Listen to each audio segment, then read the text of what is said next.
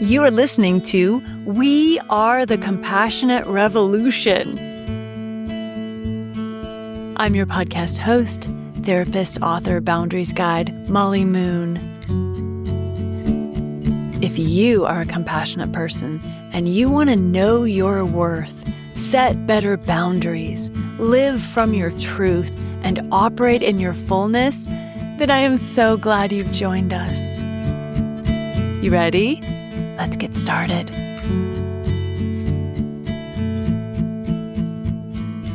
Hi, everybody, and welcome to the podcast.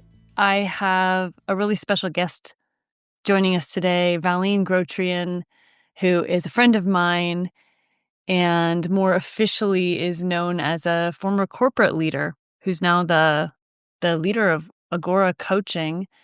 Valeyne comes into corporations, organizations as a keynote speaker, corporate trainer. She's also an executive one-on-one coach for value-driven leaders and so much more. Valeyne also provides her skills, talents, giftings inside of my Boundaries program as a member of our team, which I feel really honored to have her. She's amazing. Valeyne has a huge compassionate heart. She's lived her own awakening journey, coming into her power, and she's got a true gift. So I'm really, really happy to share Valeyne with all of you today. And with that, Valeyne, I'll turn the floor over to you. Is there anything that I missed or that you'd want to add to our awesome, compassionate listeners? That was such a beautiful introduction. Nailed it. I'm so honored to be here. It's easy to talk about you.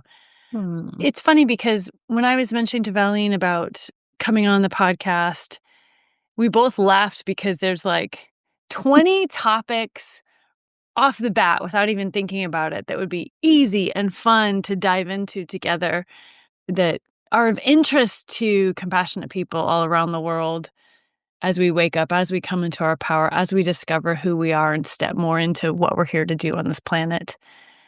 But the one that Valeyne and I settled on was inner leadership, which when you mentioned it, Val, I got excited and was like, yeah, that. So I'd love to open up the floor to you to help describe what inner leadership is and why it matters. It is everything.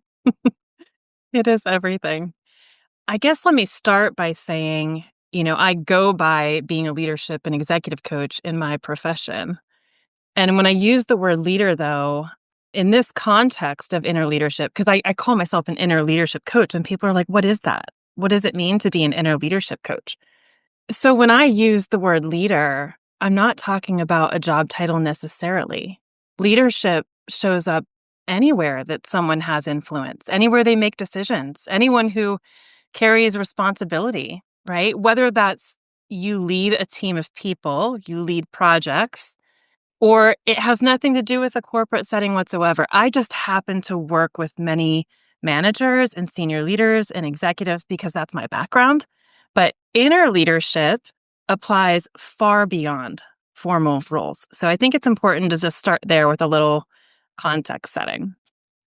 When we talk about leadership, most leadership conversations focus on what leaders do, their outer leadership, the skills, the strategies, the behaviors, the competencies, right? We talk about how to communicate better, how to delegate, how to influence, how to make decisions and how to engage teams, how to inspire people.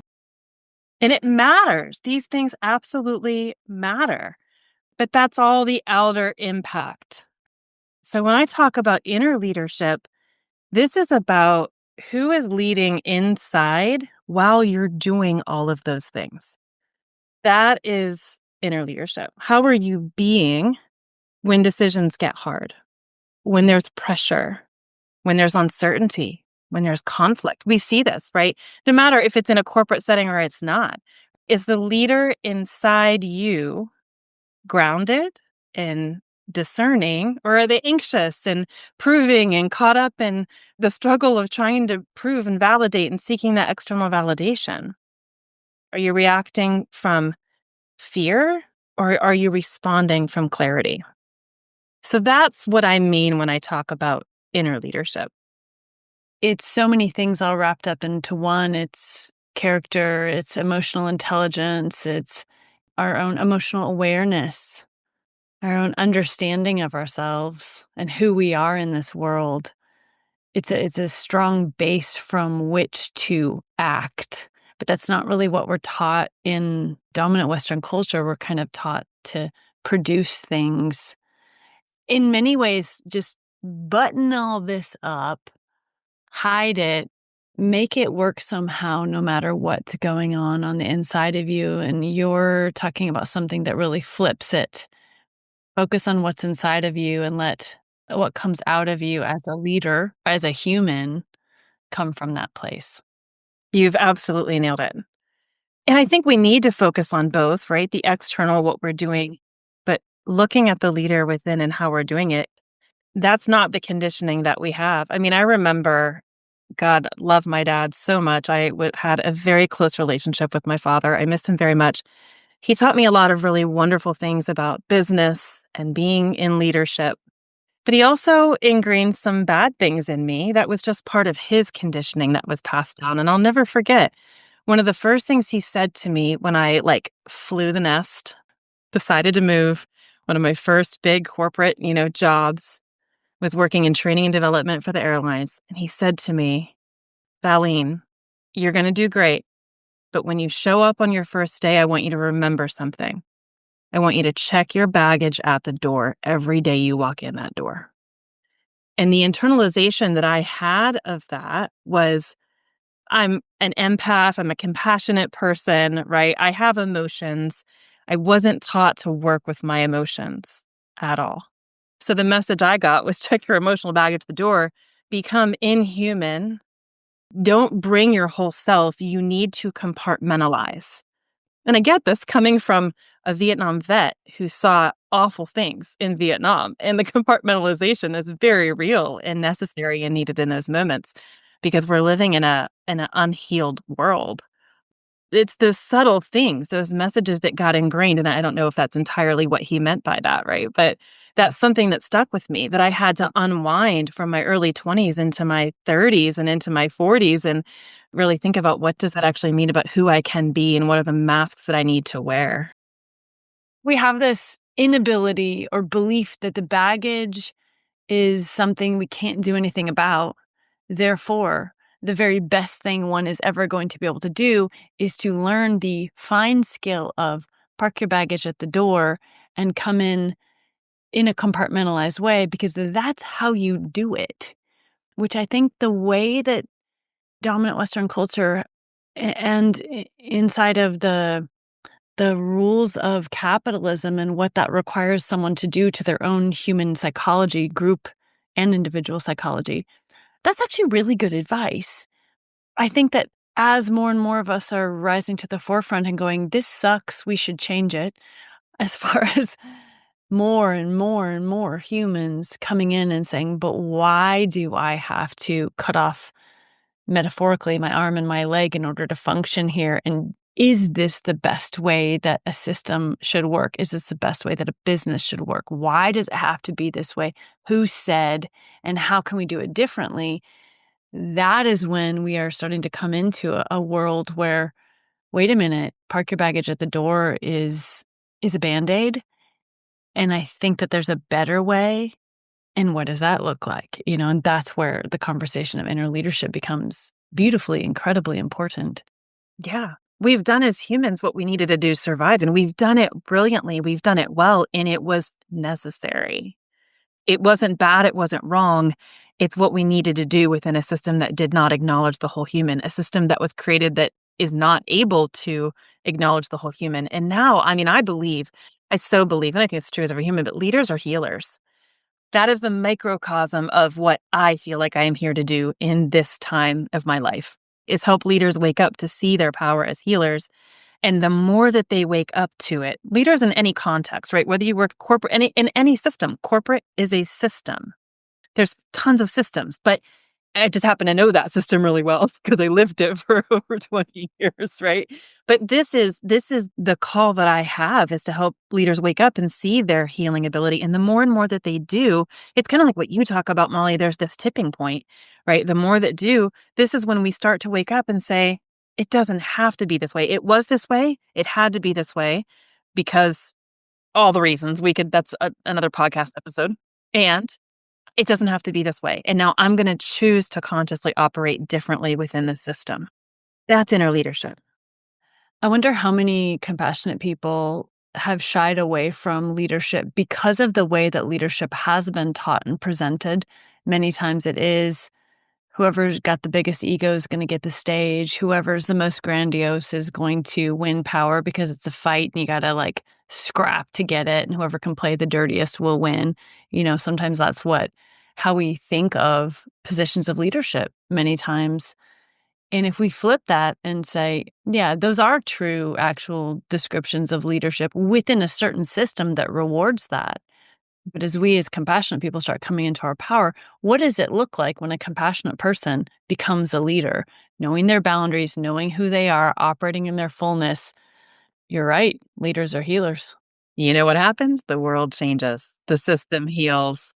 We all heal. Yes, that's exactly Oh, what that's happens. so good. I get chills hearing you say it too, Molly, because the number of my clients that say, I've been in this leadership role for so long, but I just don't think I can do it anymore because I cannot function in this system as a compassionate hearted person in a system that's so broken. I just can't carry this. And of course you can't. Like, of course, like you are one human.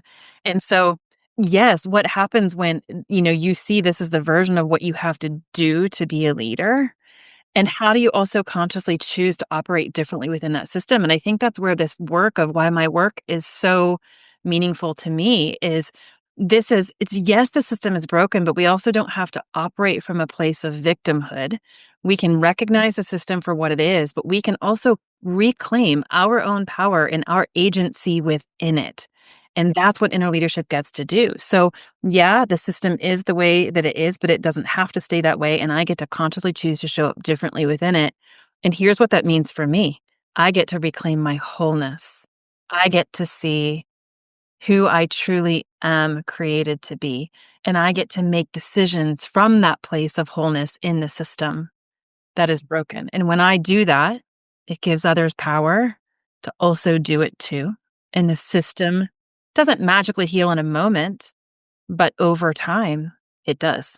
We find out some systems are going to need to be, it's not like it doesn't get a little repair. Some systems are going to have to be completely reimagined, almost reconceptualized. But it's interesting how there's others that can actually heal from the inside out, where if enough humans within them change and the system can take it, then the entire system can undergo a radical transformation from the inside out without a bunch of destruction and hurt, which is kind of exciting.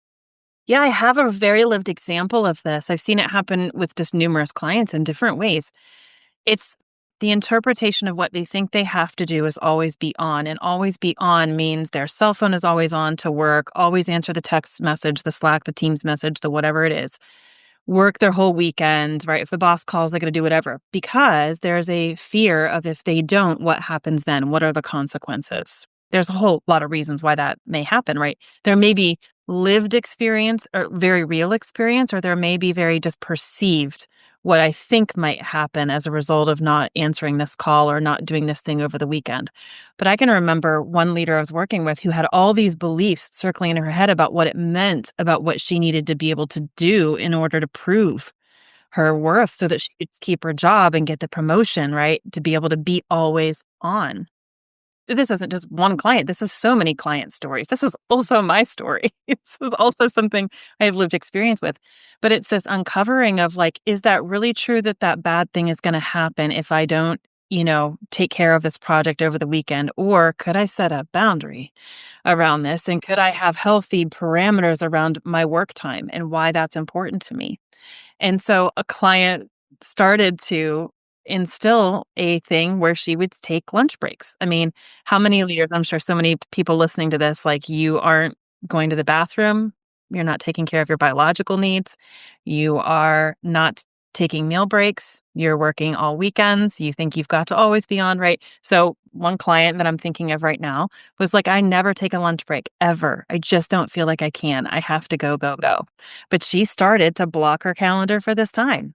very practical thing that she could do because she came into her wholeness and she said, it doesn't have to be this way. Like, I'm a human, and part of my biological needs as a human is to eat food.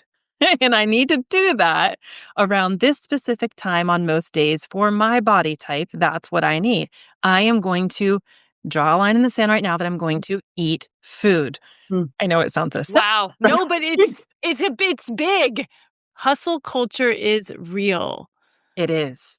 And I'm all for, like, the grind. I've worked on projects with you, Molly, where we're like burning the midnight oil. We're just but it comes from a completely different place, Yeah. right? It comes It's from a place of temporary. wholeness. It's Yeah. not a lifestyle, it's temporary, it's a chosen, like, "Okay, we're gonna need to, like, recover after this, but let's go! Project Yeah. on!" So she did this, and she established the wholeness within her that I deserve to eat food at this time each day, and I'm going to do that. There might be exceptions where I move it, whatever. So she started to do that, and so we worked through, what does that conversation look like with someone when you're asked to have a meeting over that consistently? Oh, so then we get into the very practical. Now this is where the how of how to do our leadership matters. It comes into play. Because she did this, the entire culture of entire department changed. Everything changed. It was just known that this is what people do, is that you actually are gonna take a lunch break. This is what happens. This is the culture of their team changed, right? Do you think that has outer impact on other teams and departments within the company? Absolutely. Absolutely. So it's a simple little example, but that's how the change can happen in micro moments. I'm going back to your statement, "Leaders are healers." One of the most powerful ways leaders function as healers is to help set, create, and define culture. And that through modeling is how cultures are born. And the leader models unbounded behavior, like, I sacrifice my own needs in order to get the job done. That is the behavioral expectation the leader is then modeling for everybody else. What happens in a group when the leader is modeling, I work hard and bring excellence, and I also at the same time can take care of my needs and make sure that I am replenished and restored so that I can work hard when I am working. I have a feeling that the burnout rate would lower, workplace satisfaction would go up. Probably, if researchers are looking in terms of output, I bet what employees bring to the table and then are able to produce would probably raise because everyone's not operating on an empty tank all the time. So counterintuitive too. And sometimes in that, like, capitalist money first, people second flavor of culture, you think that by working nonstop all the time, taking no breaks would actually produce more. And we forget human beings are human beings. We're living entities. We're not factory machines. You have to take care of these beautiful human beings. They have to have a fullness of life. And then humans love to give, serve, work, help a cause. Well said. Two attributions that I think are really important to name here. One is the leader as healer is actually a concept that I said for a while, but I was very surprised to come across a book by that same name, Leader as Healer by Nicholas Johnny, about maybe a year or so ago. And it talks about many of these concepts, but it's really the conscious leader. It's the leader becoming very awake to themselves and recognizing that there's so much more than just their brain and their head, right? What we think is here. You talk about the tectonic plates and what's in the body, that we're a whole human and a whole body, and there's so much to tend to there. So it's a great book for anybody that's, curious more on that, with some really great practical takeaways, I think, that can be helpful for people as they're embracing the identity, not just as leader, but as healer, because that's language that hasn't typically been embraced in many of the systems that we work in, right? It sounds like this woo thing, like, oh no, or healing is only for doctors or therapists. Like, for a leader to identify as, like, could I take on the identity as a healer? Why, yes, my friend, you're a human. Humans by nature, in your true essence, just being a human means you are a healer. You have the ability to be in your truest essence when you're living from that place. We are all healers. So, how do we claim that identity as leaders to say, I actually get to make choices consciously that help shape this environment? But the second attribution is I've done a lot of work with Gallup, the Gallup organization, over the years. Been very fortunate to work with some amazing humans at Gallup who does a lot of, polling on employee satisfaction and employee engagement. And there is a lot of hard-founded data and research, science behind everything you just said, Molly. I mean, greater than 75% of any person's work experience and what they encounter on a day-to-day basis comes from their direct manager. 75%. I believe it, because the direct manager can make or break your work experience. Yes. And I think I have such a heart for that direct manager, right? Those leaders and those vice presidents and right? Because they have people that they are accountable to on all sides. Yeah, exactly. No, it's a tough place to be. Dude. Yep. And if you are like me, a compassionate hearted, recovering, people pleasing, codependent person in that setting who just wants to keep all the people happy. You Oh my can't God. win. You cannot win. That's a very, very hard role. It's a hard place to be, which is how I found your amazing work. This is where coming into Boundaries Boot Camp, oh my gosh, like life changing. Yeah, it's so true.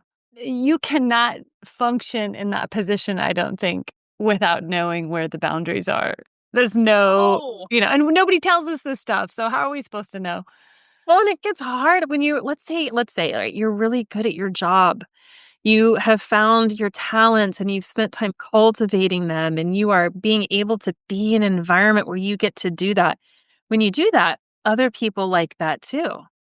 And if you also blend in the mix of like, you want people to also be happy, that it's like the dopamine center in your brain is continually getting hit over and over and over again because people are like, I want you to do this thing or this thing or that thing, or this is so great. It's like, oh, well, maybe I can find a way to make this happen. Maybe I can rearrange some puzzle pieces. And then when that happens, priorities start to get pretty hazy. And after time, for me, this was a slow erosion over a long period of time of my self-trust. That's why the core of my work of inner leadership is reclaiming self-trust, right? It's knowing your inner leader so deeply that you can trust yourself so fully that you know that if you're going to say no to something, that is not the end of the world. It's not the end of the world. But it's a slow erosion of losing trust with yourself and losing connection. And then we get into these cycles of external validation seeking and comparing ourselves to others, the doom scroll on social media, the overthinking and analysis paralysis. Like, to me, it's a perfect storm being in that manager, senior leader role where you're leading leaders of leaders and you have all of that crap going on. Oh my God, it's like the perfect storm. It's so true, especially because as compassionate people, we're often already doing that at home or with our extended family or with our friend group. When we talk about overgiving, there's a common critique like, what? You can't just sacrifice yourself every now and then to help somebody else. To which I always say, yeah, you're absolutely right. But that's not what we compassionate people do. We compassionate people do it all the time. It becomes a lifestyle. There's always a preferring somebody else's needs over our own. There's always answering someone else's problem, figuring out somebody else's problem, or taking on somebody else's responsibility, or helping someone else with this or that situation before we consider our own needs, before we even check in with ourselves to find out if their inner answer was a yes, as you were saying. And so that runs so many compassionate people into the ground. How much more so for anyone who is compassionately minded or empathic or a caring person who gets put into any sort of leadership role, you're toast. You're like, it's not just a lifestyle now. It's literally you're paid to do it. You then develop, you don't even realize it, but you then help to develop a culture of overgiving, overextending, operating in an unsustainable way. And you're now in charge of it. Yeah. Whatever managerial role you are, boundaries are gonna come to call and you're going to have to find them Uh-huh. or you're gonna need to quit.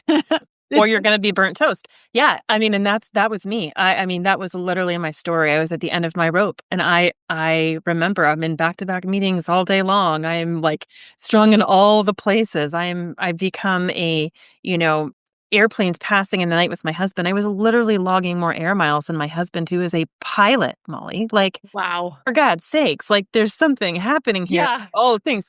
I literally hit my rock bottom, panic attacks, like, I'm in and out of the hospital trying to figure out what's wrong with my stomach, what's going on. I've got CT scans and X-rays and ultrasounds and colonoscopies, like, just figure out what is happening because my system is so depleted. I don't even know who I am anymore. And I remember sitting with some of my most beloved peers saying, I just feel like I can't be in all the places. I'm doing all the things and I'm not doing any of them to the best of my ability. Not a single one of them.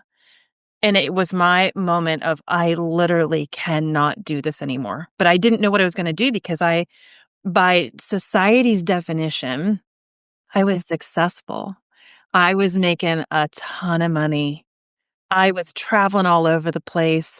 I had what looked like this really glamorous life. Everything looked great. The title, the responsibility, all of it at the height of my career. And I was completely dead inside. I had nothing left to give. Nothing. I wrestled with the do I quit? But then who am I? Who the hell am I? This is the identity that I thought I needed to be in order to be worthy. That was my corporate rock bottom. I've had other rock bottoms, but that's my corporate rock bottom. That was the beginning of the awakening for me. Because I know you and because I've gotten the joy of seeing you work, I mean, you're exceptionally gifted. So I can only imagine that all of this is happening while you are being deeply appreciated, valued, praised. You're a rising star. Right. But how does one, if you're at all connected with yourself, how does one survive that? We can't. Not without sacrificing kind of the soul, which then takes away all the sparkle, all the joy, all the gift. What's the point? Yeah. So that's why there's such a love, a passion, and a desire then not just to help leaders find their own inner leader, but compassionate people in general. Yes. This work matters. It just matters so deeply. My story is not unique to me. Yes, there are some unique things to me that wouldn't necessarily apply to every single person, but there are thousands and thousands, millions of leaders in a similar type of situation that are asking. I hear this from my clients all the time, and they're asking, how can I do this? I believe I'm meant for great impact in this world. And I feel it in my bones and I know it and I want it. I mean, my clients say, I knew I was born to be a leader from 5 years old when I was on the playground and I was having conversations with my peers. Like, people know there's an innate knowing of I have a sense that I'm here to do something. And we all are. We all are here to do something. Should we choose to accept it? Should we choose to accept the mission? And we want to do that when we want whatever that might be. And that's why the call to this work for me is so important because it's free the leaders up, free the healers up, because their work is so meaningful and they are that sense that they have within them. They're meant for something even greater is real. That's a real thing. And it's possible. I want people to know it feels like hell right now. In some days, just you can feel like I don't know how I'm even going to be able to get beyond this, but it is so possible. I agree so much. There is no escaping the inner leadership work that a leader needs to do. There's no escaping it. And there's a cost on people and organizations when we avoid it. So it's kind of a win-win, really. Doing our inner work really benefits us as a leader, benefits everybody that we touch. I think that in the same way that bad leaders provide such powerful lessons to us, our own experiences, like what you shared, that was such a powerful story oh, about being that rising star while falling apart on the inside. Those are such powerful lessons for us, calling us. It's almost like the price of This is what it will cost you if you don't work on this. And in a way, it'll cost you everything, even though you have everything that the outside world says you should have.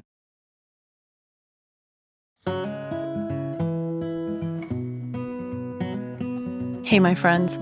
I firmly believe that the common struggles we compassionate people face are often doorways, pointing us to the hidden beliefs that so many times keep us stuck.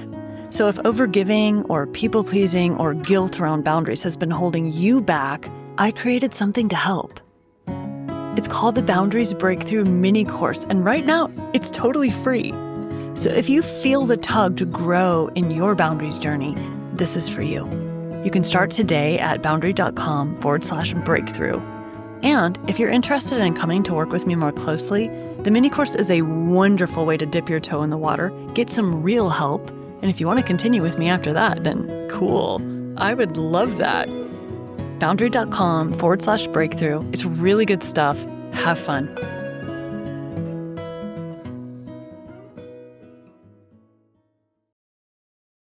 What are some of the reasons you've seen that people shy away from developing inner leadership? Well, I kind of look at it in three parts. I mean, first, it's not because compassionate people aren't capable of developing it, right? It's not about capability. I think we all have this inherent ability to develop it. But back to one of the first things that you and I are talking about today is most leaders, most of us are growing inside of, keep in mind, I say we're growing. We are growing inside of systems, despite systems that aren't set up so well, but we're still growing. And we're growing inside these systems that do reward the doing and the performance and the always being on because we got to make the money. I'm not saying money's bad, but we're growing inside those systems. So I think about what gets noticed early on in somebody's career, like the being responsive or the taking on more, right? I've talked to a lot of like upcoming college grads and they ask, what can I do to prove myself, to earn my place, right? And we start ingraining these things about how you take initiative and show up and do it, all really good things. You think about how that gets rewarded. And for a compassionate hearted person that doesn't have boundaries or clear boundaries yet, we all have boundaries, we just might not know them. And so that is where the recipe, I think, kind of starts. I can think of numerous clients who have gotten promoted because they're consistently being told what you just shared, right? So I think, obviously, I think at more senior levels, like we do value leaders in all levels, we value leaders that pause and reflect and bring conscious presence. But I think most people only feel allowed to do that after they've already proved themselves. So I think that's the first part. I think the other part is what we've been talking about with the systems.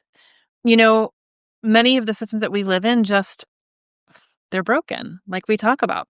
So I think we don't have to look far to see where there is true inequality, true burnout, true environments that reward this type of, behavior over and over again. So I think naming that matters. But again, I want to reiterate what I said before is I don't want us to live in that place of victimhood, that the system's just broken, like, screw the system, there's nothing I can do about it. So I think it's a combination of those things. I think we can come to a place of true empowerment and a true coming home to ourself, and that we actually, like we talked about earlier, we get to the system does right itself when a leader does their inner work. So I think that's part of it. The last part, and maybe this is the part we haven't talked about, but I think that developing this inner leadership can feel quite disruptive. It often asks leaders to start doing things that they haven't yet done in the past, like saying no or turning things down or speaking more honestly, speaking up. Now, that all sounds great and dandy, but what does that actually mean for the person that has to do it? There is potential fear of a loss of a lot of things, relationships. Bring it into a corporate setting, potentially it's a promotion, it's money. If they're the financial provider for their family, that is a really scary thing. There are consequences, and some of them are real, and some of them, more often than not, I find, when I dive deep, with my clients, I find that there is a lot more that we manufacture in our heads about the fear that we have about what could possibly go wrong when really when we come into our fullness and we develop this capability, or we have the capability, but we develop the ability to trust our inner leader consistently, we see a lot of good happen. We see promotions come even faster. The data shows higher actual outputs from a rested person versus a exhausted person. It is so true. But there is that, the mental part that we are deconditioning along the way as we actually do it. We are getting rid of old stories that we're carrying about how we have to do this and what gets us success. I find that the same principles work everywhere. The outer costume changes. There might be a business suit as opposed to what you'd wear at home, as opposed to what you wear in the dating world, as opposed to what you wear in social justice work, as opposed to, but the same boundary principles, they're always true everywhere. It's kind of fascinating. And from that vantage point, what you're saying means that the system one is in can be a classroom. And this classroom is a perfect place to begin practicing showing up as a whole person. And if you're going to start showing up as a whole person, my compassionate friend, you have got to develop the inner leadership of you inside of you, leading you. And from that place of wholeness, then start playing around with what that can look like as a leader in safety. If one is in a completely, totally, terribly toxic environment where you'll get fired if you're not producing 20 overtime hours without pay, all right, then the actual thing to do as one develops their own inner leadership is do everything you possibly can do to find a different job. Maybe that's 5 years out, but, then, Yep. but everywhere else, I really agree with you. At the end of the day, a lot of times businesses at large just care about the bottom line. So if you're going to change some stuff because you actually think it will produce higher output, promise you, I bet they're going to like it. You know what I mean? And Yeah. and if you change your company culture as a result, there is this ability, I think. I always think that some of us are called to leave the system. Some of us are called to be in the system. And it's all subversive in this sense, in this healthy, beautiful, wonderful subversiveness of counteracting poison. So when I say subversive, it's not like this, let's take it down as if we're bad guys. It's more subversive as in there's a poison that has seeped into I can only speak for the dominant Western culture that I am in. There's a poison here, and it's seeped into almost everything. You don't have worth. You only have worth insofar as it's externally given. Worth is something you must perform to get. You don't even really have the right to exist. Human rights are, it depends on who you are and how you are. That's how many human rights you'll get. For compassionate people, the primary way it shows up for us is keep the people please, don't rock the boat, don't use your voice. Do use your power, but within the rules that the dominant system says you can, which generally tends to be not for yourself, not operating in your fullness. Keep the people pleased, just in a more powerful way of keeping the people pleased. And this is a really subversive look at what being a leader can be. Being a leader can be a culture shaper, a culture changer, a subversive agent. But for health and wholeness, being a leader, one of the things you just said, I thought it just takes so much courage to do. Being a leader is being courageous, showing a new way. It's really cool. Yeah. Well, and I to the point that you're making, Molly, I think we all get classrooms. Like, whether your classroom is corporate. I mean, hey, I left corporate. For me, the call was, it is now time to leave, because I actually, in order for me to learn what I needed to, I actually had to get distance from it. I don't think that's necessarily true for everybody. And I'm not anti-corporate. Like, I am anti-systems that harm and oppress people. Absolutely. And that does happen. And I have experiences I could name on more than, I don't know, tons of experiences to be able to name where that actually does happen. And I've had visibility to seeing those things happen. And those things, like you said, I think I want to reiterate that safety point matters. Being able to get safety for yourself too, right? If you are in a harmful, oppressive system, there's a conscious choice to be made there about, do I choose to stay in this? Do I leave this? And if the answer is leave this, how do I do that safely? And if I'm in it, how do I maintain wholeness while I'm in this for myself? But we all do get these classrooms. I mean, for me, it was the leaving of it, and it was the awakening journey. I mean, awakening started while I was in corporate going, I don't know what's happening. I'm very confused. This is all happening in my body. I just knew that I can't, the pain of staying, even though I loved my job and I loved, oh my God, I had amazing coworkers. And right, when you're getting kudos and like all the things, there's so many things to love about it, right? Like I also had this kind of guilt of like, I should just be grateful for everything that I have. Yet I'm dying inside, literally, like dying inside. So for me, it was, I know I need to leave this to get distance, but I'll tell you, coming into entrepreneurship has been an entirely new classroom with all sorts of different lovely new treasures at the top of the treasure chest to be explored about my own journey. Yeah, and it's been, almost 9 years. It's been almost 9 years. Yeah, Mm, it's so true. yeah. So there's a lot of us highly responsible, compassionate people. We tend to get promoted because we're just really good at what we do by and large. Promotions just happen to us. What is a way to begin to develop inner leadership? What is one small step somebody could begin making who's listening? Yeah. Oh, I love this question. I think the key to remember here is that the starting point is not doing more. That's actually part of the problem. It even comes from our conditioning of there's something I need to do, right? I need to like, and for us compassionate people who are used to doing a lot of things, I want to say, hold the phone a minute. Most of us are already doing too much. So adding another, habit or like a tool right now isn't going to solve the issue. What happens, what I believe this was this journey for me, it starts with awareness, not effort. It's awareness. It's awareness.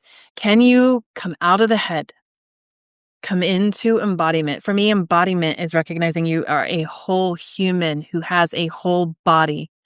Can you become aware of what's happening with the whole human within? It's remembering. It truly is a remembering. I mean, I believe inner leadership's a remembering. Do you remember who you actually are beneath all of the rules, all of the expectations, all the accolades and achievements, right? What I call your inner leader. And you'll know in some therapeutic models like internal family systems, right? This is described as the self, capital S self. It's that steady, calm, clear, conscious one within us. Can we become aware of that? And I think that's the first step. If there's anything, quote unquote, to do, it's simply to become aware of what is going on for me. And that can look like a lot of different things for a lot of different people. Right? It can be I am going to, before every meeting, I'm going to take 5 minutes of breathing and I'm going to connect with myself and see what's coming up for me. I did that before I got on the podcast with you today. I took 5 minutes. I got out of my head, just came into what's coming up for me, like clearing the channel, opening it, right? Becoming aware of it. So I think it's noticing who takes over inside of you when things feel really urgent and pressured and there's like a lot of high stakes and there's demands, like before you say yes to the boss or say yes to the thing, and sometimes it's before you say no when you really should be saying yes. It could be just the opposite. Like what's happening, where just asking, where is this coming from and how am I responding to it as it's happening?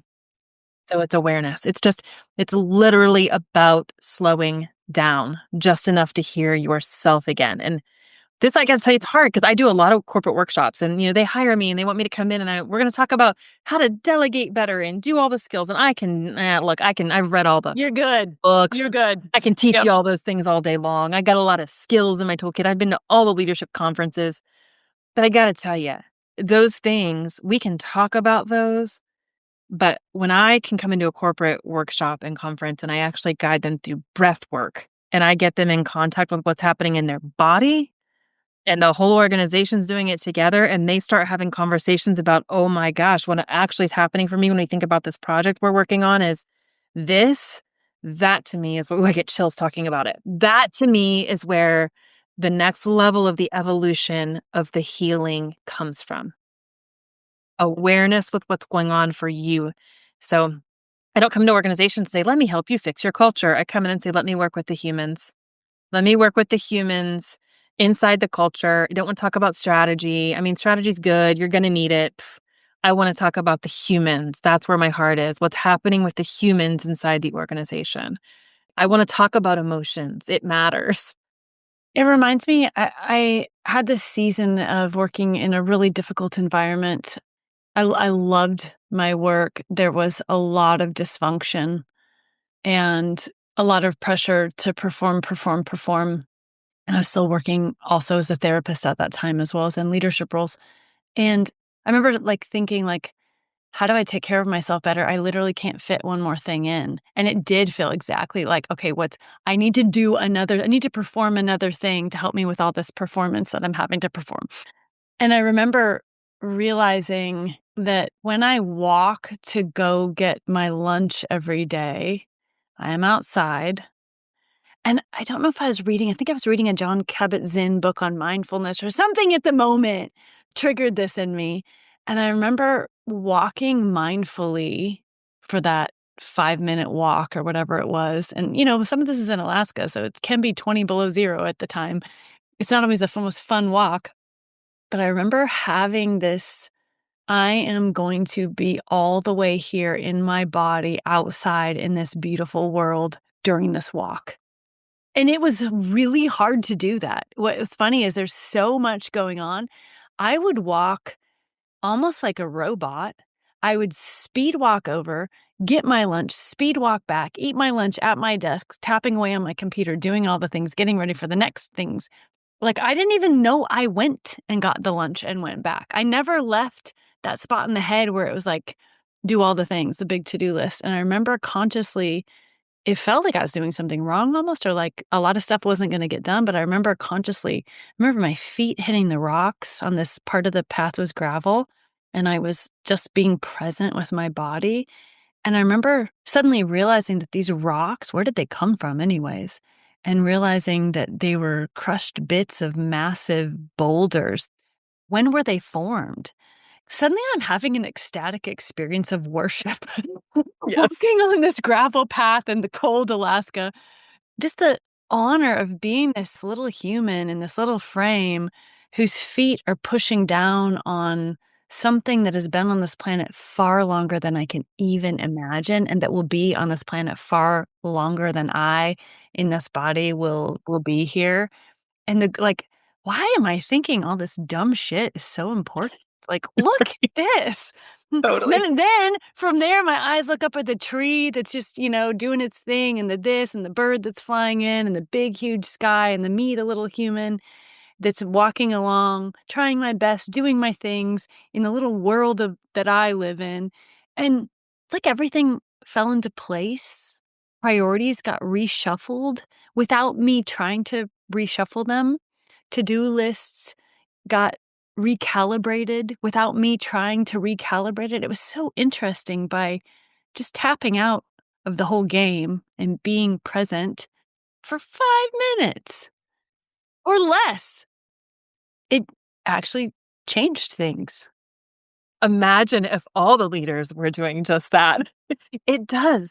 Like, and I know if you're not one that has had this experience before, that might sound kind of like, is that magical? Like, what is that?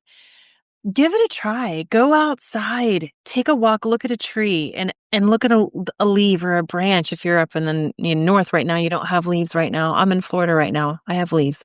Ask it. What wisdom do you have right now? Nature, these things that have been here for so much longer than us, like you described the boulders and the rocks, like what's the wisdom that you have right now? And just, I mean, I get giddy excited walking. We've talked about this before, Molly, but like walking down the road, I'm just like a geek. I'm like operating in my true essence. I'm just like so excited. I'm like skipping down the road, like just being out here. Like, wow, there's so much wisdom outside of our heads and the to-do lists and the demands that all of that does get shifted when we just check in with the whole human who is here on this physical earth right now. It's easy to get lost in the weeds when we're in workplace culture and performance culture, hustle culture, grind culture, the culture that has been created inside of the corporation or group. Sometimes, if we are the head leader, the culture we've created inside of that group. And it's so nice to hop out for a second, be present, and just notice how things shake out after a couple weeks of that. What matters more. It's really fun to be a whole person in this world. It really is. Just what does that say about our world that we are in a environment that humans have created that makes it feel strange to be a whole person. I'm a dreamer. I don't know. I dream a lot and I have active dreams and I spend a little bit of time each morning kind of dissecting my dreams and what's come up for me. I love that about you, it's fun. I love it. I mean, it's one of those ways I think we all just get, wisdom from our bodies in different ways or from our psyche in different ways. And that for me has been a pretty alive thing for me in the last couple of years. But I was having this dream about, part of my humanness, my self-expression being kept in a wild bird feeder that's meant to be outside that was accidentally brought inside of a physical house. It meant a whole lot more. That'd be a whole podcast episode for us to talk about that. But the short of it was what you just described, Molly. It was that I realized a part of my self expression that did not think it was okay to be expressed in that way, to be a whole human in this world because of all the societal standards and expectations, that it would be weird or you'd be like dubbed crazy if you did it. That's kind of what I was alluding to earlier. Like I was walking down the road the other day, walking my dog. I'm in the park. I literally started skipping, twirling, and dancing. I had music going on in my headphones. It was a song that just lit me up, and I was so alive. And I looked around and I immediately went, oh no, there's probably people watching. And I remembered my dream. And I went, the world's going to look at that and the world's going to think that's not normal, because what the hell is normal? Like, what we've said is normal is to be in this box, in this house, contained, prim and proper. Don't skip and dance down the road because you're going to be the crazy woman that walks her dog. That's now a conversation at the dinner table. Oh, yeah, that woman that walks her dog that's crazy, that dances while she's walking. When really what's happening is I've never felt so alive and whole and human, but we don't look out and see that. We see a lot of judgment about it. Well, and can I give myself permission to be alive and whole and skip? And it's so interesting because there's always the judgy folks, right?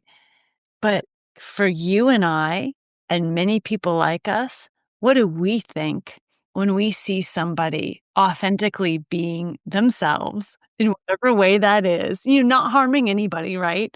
Just rejoicing in the joy of life and healing and whatever that is. I mean, if you and I were walking along and we saw someone just spontaneously, because there's an energy to it, you can tell. And Yes. someone just spontaneously erupting in joy, in play, in delight, in gratefulness. I mean, we'd be like, "Oh, I want some of what they're Yeah, let's having." hang out. I know, "Ooh, there's one of our people." We'd be delighted. But Yes. it is so true, that voice, "What would the people think?" Yeah. It's so strong. It is strong and it's ingrained.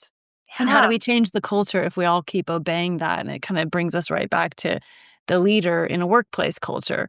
It's also the same principles apply to us in our everyday culture. How do we change the culture and make it more okay for people to be who they are and to be a whole human in a way that doesn't hurt anybody, including uninhibited expressions of joy? How do we change the world so that the world is that way? We don't change it until we become it. We do it. We set the standard. And that's inner leadership right there.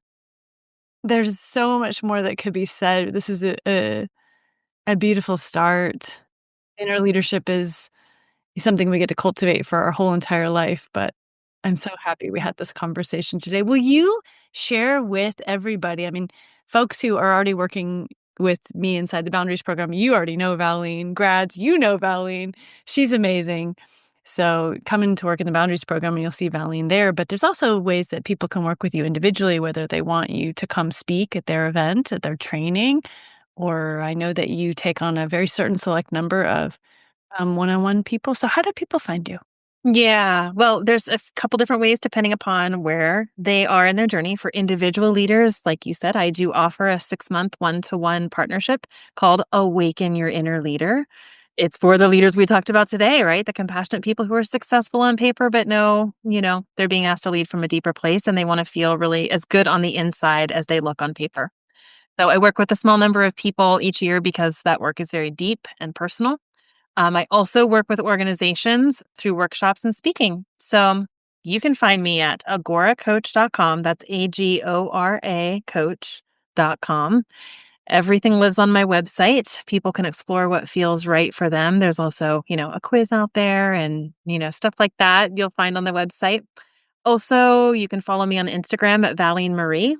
Spell your name. We'll have everything in the show notes, but just in case someone's just listening real quick and wants to look it up while they're listening. Valeyne, Valeyne, Marie. Valeyne Marie on Instagram. Well, thank you, my friend. I appreciate and treasure our friendship in so many different ways.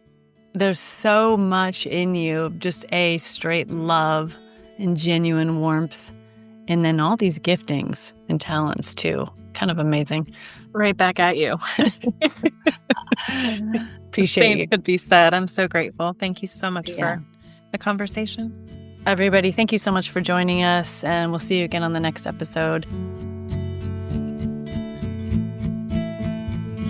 My compassionate friend, I am so glad you're with us.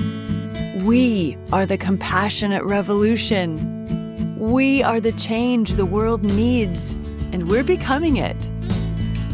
If you loved this episode, please share it with a friend or give this podcast a 5-star review. I'd appreciate it so much. And if you'd like to get practical and work with me more closely on boundaries, you can come visit me at boundaried.com. That's boundaried with a D.com for amazing resources. Because this is how we do it. One action at a time. We are moving into our power. And I'm so proud to be in this movement with you.